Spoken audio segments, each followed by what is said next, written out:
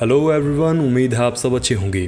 दोस्तों, चोरियां तो आपने अब तक कई देखी होगी, लेकिन आज हम आपको एक ऐसी चोरी की कहानी बताने जा रहे हैं जिसे इतना शानदार प्लान किया गया था कि बैंक से अरबों रुपए लूटने के बावजूद भी पुलिस चोरों को नहीं पकड़ पाई। और ये कहानी एक सत्य घटना पर बेस्ड है। तो चलिए बगैर टाइम वेस्ट किए शुरू करते हैं। लेकिन उससे पहले जो सज्जन चैनल पर नए हैं वो फटाफट चैनल को सब्सक्राइब करके बगल की घंटी को ज़रूर दबा लीजिएगा, ताकि इंटरनेट की सबसे ज़बरदस्त स्टोरीज आपको सबसे पहले मिलती रहें। यह है फर्नांडो अराउजो, जो एक अच्छे आर्टिस्ट और जूडो इंस्ट्रक्टर भी है, लेकिन वो अपने इस काम से खुश नहीं है। उसका मानना था कि उसे अभी भी अपना सही काम नहीं मिला है। फर्नांडो अपने स्टूडेंट्स को हमेशा एक बात सिखाता था कि ताकत को ताकत से नहीं बल्कि एक खास टेक्निक से डिफीट किया जा सकता है। एक रात फर्नांडो बारिश के दौरान एक कोने में खड़ा सिगरेट पी रहा था कि तभी एक कार उस पर गंदा पानी उछाल कर चली जाती है, जिससे फर्नांडो की सिगरेट बुझ जाती है। फर्नांडो सिगरेट फेंक देता है और इसे बहते हुए देखता है। कुछ दूर जाने के बाद अब सिगरेट एक सीवरेज में चली गई, तो फर्नांडो ने देखा कि सीवरेज का मैनहोल रियो बैंक के काफ़ी करीब है। ये नज़ारा देखकर जनाब के दिमाग में एक खतरनाक आइडिया आता है। इसके बाद फर्नांडो सीवरेज के अंदर गया और चेक करके वापस लौट गया। अगले दिन फर्नांडो अपने दोस्त सेबेस्टियन के पास पहुंचता है। सेबेस्टियन एक सिविल इंजीनियर है और भारी आर्थिक तंगी से जूझ रहा था। फर्नांडो उससे अपना बैंक लूटने का आइडिया शेयर करता है।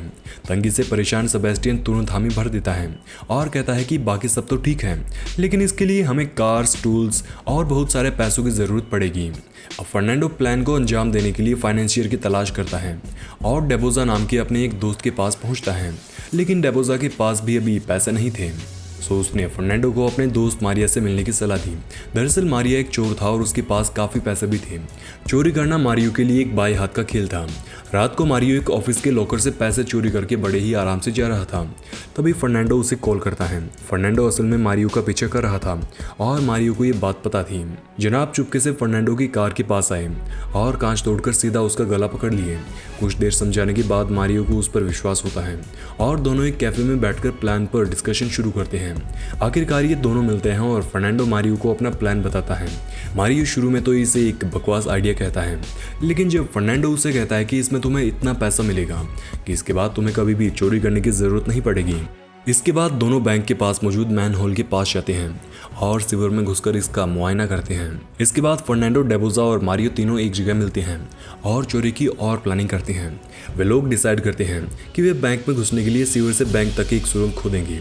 मारियो बीच में बताता है कि बैंक के हर रूम में मोशन सेंसर होते हैं जो हमारे अंदर एंट्री करते ही सायरन बजा देंगे। फर्नांडो के पास इसका भी तोड़ था। वो बताता है कि मोशन सेंसर सिर्फ टेम्परेचर को डिटेक्ट करते हैं, ना कि मूवमेंट को। इसलिए मैंने एक सूट बनाया है जो हमारे बॉडी टेम्परेचर को छुपाएगा। अब सिर्फ एक दिक्कत ये बची है कि वे बैंक की तिजोरी तक कैसे पहुंचेंगे और इसे खोलेंगे कैसे।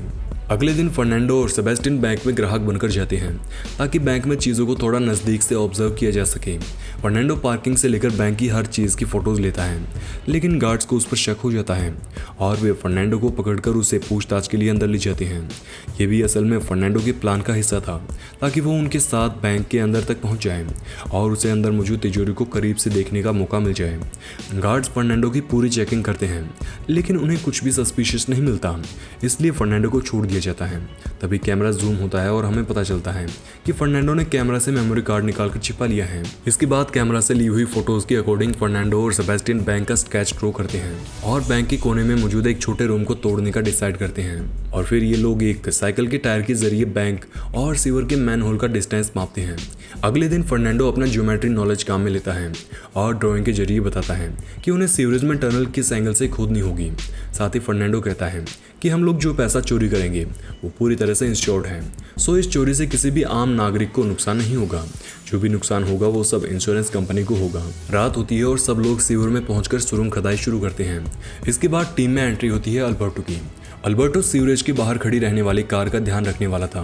अब फर्नांडो और उसकी टीम सोचती है कि बैंक में मौजूद 400 लॉकर्स को कैसे खोला जाएगा। फर्नांडो कहता है कि हम इसी बैंक की दूसरी ब्रांच में एक लॉकर को रेंट पर लेंगे और उसी लॉकर की मदद से हम लॉक को एग्जामिन करेंगे। अगले दिन प्लान के मुताबिक मारियो बैंक में पहुंचता है और लॉकर खुलवाता है और उसे अच्छे से एग्जामिन भी करता है। इसके बाद मारियो और फर्नांडो एक गेटवे वैन चुराते हैं और अल्बर्टो का इंतजार कर रहे थे, लेकिन बीच रास्ते पर खड़ी कार को देखकर पुलिस को शक हुआ और वो पूछताछ करने उनके पास आ ही रहे थे कि तभी अल्बर्टो और उसकी पत्नी वहां पहुंच जाते हैं। वे पुलिस को बताते हैं कि ये यूं ही नहीं बल्कि हमारा इंतजार कर रहे थे। पुलिस चली जाने के बाद ये लोग वापस टनल की खुदाई शुरू करते हैं, लेकिन आज खुदाई करते वक्त छोटा सा एक्सीडेंट होता है और उनकी ड्रिल मशीन टूट जाती है। फर्नांडो बात पर मिट्टी डालता है और एक नई ड्रिल लाने की बात करता है, लेकिन इससे मारियो भड़क जाता है क्योंकि इस प्रोजेक्ट में उसके पहले से ही काफ़ी पैसे लग चुके थे। उसी रात फर्नांडो अपनी गर्लफ्रेंड से मिलने के लिए जाता है, जहां वो और उसकी गर्लफ्रेंड छत पर स्मोकिंग करते हुए तारों को देख रहे थे। फर्नांडो की गर्लफ्रेंड कहती है कि हो सकता है कि जिन तारों को हम देख रहे हैं वो अब खत्म हो चुके हों, क्योंकि तारों की रोशनी को पृथ्वी तक आने में सालों साल लग जाते हैं। ऐसे में जो रोशनी हमें आज दिख रही है वो सालों पुरानी भी तो हो सकती है। गर्लफ्रेंड की बात सुनकर फर्नांडो के दिमाग में बत्ती जलती है। वो उठकर तुरंत मारियो के पास जाता है। फर्नांडो मारियो से कहता है कि टनल में घुसकर तिजोरियों में चोरी हो या मेन गेट से घुसकर काउंटर्स में कैश चोरी, बैंक के पास दोनों तरह से चोरियां रोकने का अच्छा इंतजाम है। लेकिन क्या हो अगर हम दोनों तरह की चोरियों को एक साथ ही अंजाम दें? फर्नांडो कहता है कि हम सब बैंक के मेन डोर से वर्किंग हॉर्स में घुसेंगे। इससे सिक्योरिटी इवन पुलिस तक को यही लगेगा कि हम कोई छोटे मोटे चोर हैं, लेकिन हमारी बाकी टीम टनल से घुसेगी और काम को अंजाम देगी और पुलिस को शक भी नहीं होगा। फर्नांडो चाहता था कि पुलिस को अनुमान तक ना हो कि ये चोर मेन गेट से एंटर करके टनल से एस्केप करने वाले हैं। मारियो को ये प्लान बहुत पसंद आता है। अब फाइनली वो दिन आ चुका था जब इन्हें अपने प्लान को अंजाम देना था। बीच में डिस्टर्ब करना ठीक तो नहीं है, लेकिन अगर आपको वीडियो पसंद आ रही है तो आप वीडियो को लाइक कर सकते हैं। हाँ, तो बैंक में घुसने के बाद फर्स्ट ऑफ ऑल सबने फिंगरप्रिंट छुपाने के लिए हाथों में ग्लू लगाया। इसके बाद सेबेस्टियन को सीवर में छोड़ा गया। वहीं फर्नांडो, मारियो, अल्बर्टो और डेबोजा मास्क पहनकर बैंक में गए। बैंक में घुसते ही मारियो और डेबोजा फर्स्ट फ्लोर, जबकि फर्नांडो और अल्बर्टो ग्राउंड फ्लोर पर लोगों को हथियार दिखाकर जमीन पर लिटा देते हैं। इधर सिक्योरिटी रूम में बैठे शख्स ने सब कुछ देखा तो उसने तुरंत अपनी टीम और पुलिस को इस बात की खबर दी, लेकिन क्योंकि फर्नांडो ने वॉकी टॉकी से गार्ड की बातें सुन ली थी, इसलिए वो पुलिस के आते ही एक आदमी को गन पॉइंट पर पकड़ता है और पुलिस को बैंक के अंदर आने से रोकता है। इसके बाद फर्नांडो अंदर आता है और अपनी टीम को बताता है कि पहला पड़ाव यानी फर्स्ट फेज पूरा हो चुका है। तभी मारियो एक लेडी को मारने की धमकी देते हुए सिक्योरिटी रूम में बैठे गार्ड को सरेंडर करने की बात कहता है। गार्ड भी मजबूर था, सो वो मारियो की बात मान लेता है। मारियो गार्ड से मोबाइल और उसका बाकी सामान लेकर उसे बैंक से बाहर निकाल देता है। गार्ड बाहर जाते ही इन्होंने सीसीटीवी कैमरास बंद किए और फर्नांडो लॉकर रूम में जाकर एक रैक को खिसकाने लगा ताकि बाहर सुरंग से आ रहे उनका साथी अंदर आ सके। जैसे ही सुरंग खुदाई कंप्लीट हुई, वैसे ही दो लोग गाड़ी से कुछ इक्विपमेंट लेकर लॉकर रूम में आते हैं। यहाँ हमें पता चलता है कि सेबेस्टियन ने एक स्पेशल मशीन बनाई थी जो कि महज 7 सेकंड में एक लॉकर का ताला तोड़ सकती है। इस मशीन की मदद से उन्होंने एक एक करके सब लॉकर्स तोड़ना शुरू किए। इधर पुलिस, मीडिया और बैंक में फंसे लोगों के रिलेटिव बाहर लाचार खड़े हैं, जबकि अंदर फर्नांडो और सेबेस्टियन टूटे हुए लॉकर से माल इकट्ठा करने में जुटे हुए हैं। इसी दौरान मारियो को छत पर कुछ चलने की आवाज़ आती है। ये आवाज़ दरअसल पुलिस वालों की थी जो छत के रास्ते उन तक पहुंचने की कोशिश कर रहे थे। साथ ही साथ मारियो के पास मौजूद गार्ड के फ़ोन पर बाहर खड़े ऑफिसर का फ़ोन आता है। कहानी फ्लैशबैक में जाती है और हम देखते हैं कि फर्नांडो ने अपने साथियों को ट्रेनिंग के दौरान इस पहलू की ट्रेनिंग भी दी थी। मारियो पुलिस ऑफिसर से कहता है कि अगर तुम चाहते हो कि किसी की जान न जाए तो अपने पुलिस ऑफिसर्स को तुरंत वापस नीचे बुलाओ। पुलिस ऑफिसर मारियो की बात मान जाता है, लेकिन होशियारी दिखाते हुए अपने स्नाइपर्स को पास वाली बिल्डिंग पर भेज देता है। इसके बाद कैप्टन मारियो से पूछता है कि उन्हें क्या चाहिए। मारियो कहता है कि हमें डिस्ट्रिक्ट अटॉर्नी से बात करनी है, जिस पर कैप्टन कहता है कि ठीक है, लेकिन मुझे 1 घंटे का समय चाहिए। इधर सेबेस्टियन और फर्नांडो लॉकर खोलकर करोड़ों का सोना और पैसा चुरा चुके थे। वहीं पुलिस प्लानिंग करती है कि बैंक में जाने के सिर्फ 2 ही रास्ते हैं, एक मेन गेट और दूसरा पार्किंग लॉज। लेकिन हॉस्टेज लोगों को कहाँ रखा गया है उन्हें कुछ नहीं पता, इसलिए पुलिस कैप्टन एक बार फिर मारियो को फ़ोन करता है और उसे कहता है कि तुम सरेंडर कर दो। तुमने अभी किसी को कुछ नहीं किया है, सो तुम्हें कम ही सज़ा मिलेगी। मैं तुम्हारे लिए लॉयर भी हायर कर दूंगा। लेकिन मारियो सिर्फ एक लाइन में जवाब देता है, मैं अपनी टीम से बात करूंगा और फिर जवाब दूंगा। दूसरी तरफ चोरी जोरों शोरों से चल रही थी। इसी बीच हॉस्टेजेस के फोन्स में से एक बूढ़ी औरत का फ़ोन बजता है और इन लोगों को पता चलता है कि आज उसका जन्मदिन है। मारियो उसे हैप्पी बर्थडे कहता है और डेबोजा उसके लिए चॉकलेट्स लाता है। स्नाइपर से नज़ारा देख कैप्टन को इस बात की खबर देते हैं, जिसे सुनकर कैप्टन हैरान रह जाता है। इसके बाद बर्थडे गिफ्ट के तौर पर उस औरत को आज़ाद कर दिया जाता है। इसके बाद मारियो एक बार फिर से पुलिस कैप्टन से बात करता है और इस बार वो खिड़की के पास खड़ा होता है जहाँ स्नाइपर उसे साफ साफ देख सकता था। मारियो कहता है कि मैं पूरे 15 साल तक जेल में रहा हूँ, इसलिए अगर डिस्ट्रिक्ट अटॉर्नी मेरी सजा कम से कम करने की गारंटी दे तो मैं तुम्हारी बात मानकर सरेंडर कर सकता हूँ। ये कहकर मारियो खिड़की से दूर हट जाता है। असल में मारियो देखना चाहता था कि पुलिस कैप्टन उसे शूट करने की कोशिश करता है या नहीं, इसलिए वो जानबूझकर खिड़की के पास बैठा था। तभी पुलिस कैप्टन के पास डी आता है। उसकी मारियो से बात करवाई जाती है, लेकिन मारियो उसे गालियां देने लगता है और काफ़ी समय बर्बाद करने के बाद कहता है कि मुझे मेरे लॉयर से बात करनी है। पुलिस कैप्टन मोरियो से लॉयर का नंबर मांगता है, लेकिन मोरियो वहाँ पड़े हॉस्टेजेस के मोबाइल में से एक का नंबर उसे दे देता है और खुद ही नकली लॉयर बनकर पुलिस कैप्टन के साथ टाइम पास करता है ताकि उन्हें माल चोरी करने के लिए और ज़्यादा टाइम मिल सके। इसके बाद पुलिस का ध्यान भटकाने के लिए मोरियो सभी हॉस्टेजेस को फर्स्ट फ्लोर पर ले जाता है ताकि नीचे उसके साथ ही लूटा हुआ माल सुरंग के रास्ते बाहर ले जा सके। फर्नांडो और टीम के सभी लोग जोरों शोरों से माल बाहर ले जा रहे थे।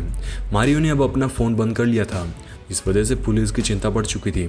उसी समय कैप्टन की नज़र मैनहोल पर जाती है और उसे शक होने लगता है कि इन चोरों ने भागने के लिए कोई दूसरा रास्ता खोज लिया है। इधर फर्नांडो और उसकी टीम पूरा लूटा हुआ माल सीवेज में खड़ी बोट पर चढ़ा लेती है। बोट्स में सामान लोड करने के बाद फर्नांडो ने अपने सभी हथियार पुलिस के लिए रख दिए। कहानी एक बार फिर से फ्लैशबैक में जाती है, जहां हमें पता चलता है कि फर्नांडो और उसकी टीम के पास जितने भी हथियार थे वो सब एक बच्चे के खिलौने थे। ऐसा इसलिए कि अगर पुलिस उन्हें पकड़ भी ले तो ज़्यादा सजा ना दे और ये साबित हो जाए कि उन्होंने जो भी किया वो किसी की भी जान के लिए घातक नहीं था। अब मारियो हॉस्टेजेस को फर्स्ट फ्लोर पर छोड़कर अपने साथियों के पास नीचे कमरे में चला जाता है। मौका मिलते ही हॉस्टेजेस अपने अपने फ़ोन उठाते हैं और अपने रिलेटिव्स को कॉल करते हैं। इधर पुलिस भी अब थक चुकी थी। उन्होंने भी एक फोर्स को सीवरेज में भेजा और दूसरी फोर्स को दरवाजे तोड़कर बैंक के अंदर। इधर फर्नांडो और मारियो सबके सबूत मिटाने के लिए रूम में सफाई करते हैं और बाकी टीम मेंबर्स सुरंग की मदद से बाहर निकल लेते हैं। एक और फ्लैशबैक आता है जिसमें फर्नांडो पुलिस को सीवरेज चैम्बर के बारे में पता चलने के बाद क्या करना होगा उसका प्लान बताता है। यहाँ हमें पता चलता है कि इन्होंने सीवरेज में एक छोटा सा डैम बनाया था जो वाटर लेवल बढ़ाएगा और उनकी बोट को पानी की अपोजिट डायरेक्शन में ले जाने का काम करेगा। क्या दिमाग लगाया है रे बाबा। इधर पुलिस कैप्टन अब उस रूम तक आ चुका था जहां उसे सुरंग का रास्ता और रास्ते पर एक बम नजर आता है। कुछ देर तक सोच विचार करने के बाद कैप्टन को पता चलता है कि अब ये बम भी नकली है, लेकिन अफसोस कि अब उन्हें काफ़ी लेट हो चुकी थी। फर्नांडो और उसकी टीम सुरंग के जरिए अपनी वैन तक पहुंच चुके थे। सभी वैन में चढ़कर गए और सबूत खत्म करने के बाद अल्बर्टो के घर बैठकर अपने अपने हिस्से के पैसे बांट लिए। इसके बाद सभी अपनी अपनी लग्जरी लाइफ के मजे लेने में जुट गए।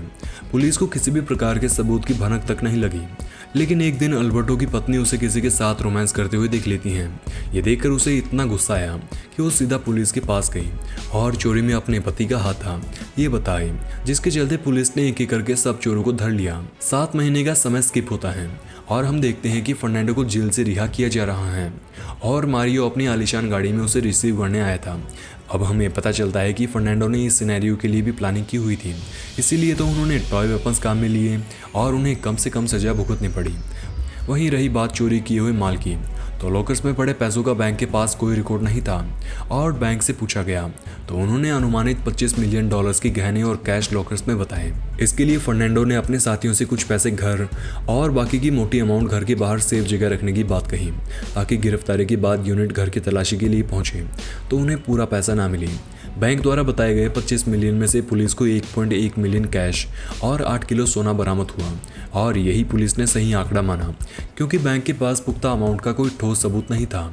अब जो माल बचा उससे फर्नांडो और उसके साथी अपनी लग्जरी लाइफ का लुत्फ उठाने लगे। इसी के साथ हो जाती है कहानी की हैप्पी एंडिंग। फर्नांडो की शानदार प्लानिंग और चोरी की ये स्टोरी आपको कैसे लगी कमेंट्स में हमें बताना ज़रूर, और अधिक जानना चाहते हैं तो बता दें कि फिल्म का नाम the heist of the century था जो कि साल 2020 के दौरान रिलीज हुई। रेटिंग की बात करें तो फिल्म को 10 में से 7.1 स्टार्स मिले थे। और हाँ, अगर आपने अब भी चैनल को सब्सक्राइब नहीं किया तो अभी चैनल के सब्सक्राइब बटन पर टूट पड़िए क्योंकि आने वाले समय में हम और भी ज़बरदस्त स्टोरीज लाने वाले हैं। धन्यवाद।